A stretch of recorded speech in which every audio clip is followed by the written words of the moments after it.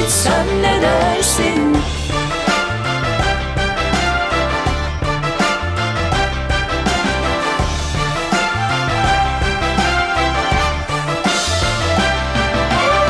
Sen bir yanın elma olsan, dalımda bitmeye gelsen, ben bir gümüş çömel olsam, çeksem indirsem ne dersin?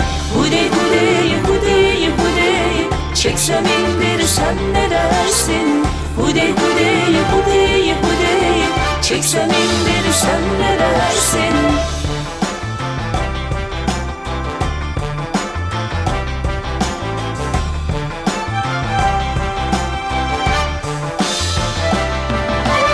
Sen bir gümüş çömel olsan, çekip indirmeye gelsen, ben bir avuç çavdar olsam, yere saçılsam ne dersin? Hudey hudey hudey hudey, yere saçılsam ne dersin?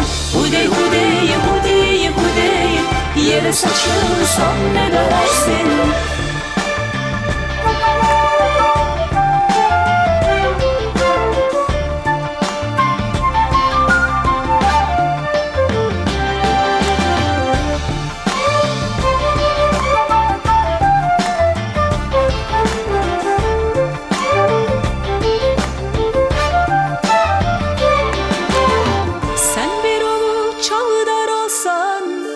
Saçılmaya gelsen, ben bir güzel keklik olsam, bir toplasam ne dersin?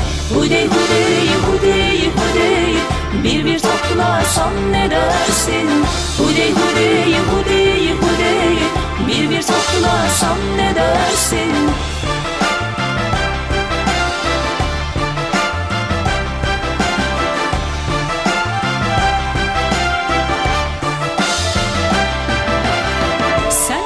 Güzel keklik olsan, bir toplamaya gelsen, ben bir yavru şahin olsam, kapsam kaldırsam ne dersin? Hudey hudey hudey hudey, kapsam kaldırsam ne dersin? Hudey hudey hudey hudey, kapsam kaldırsam ne dersin?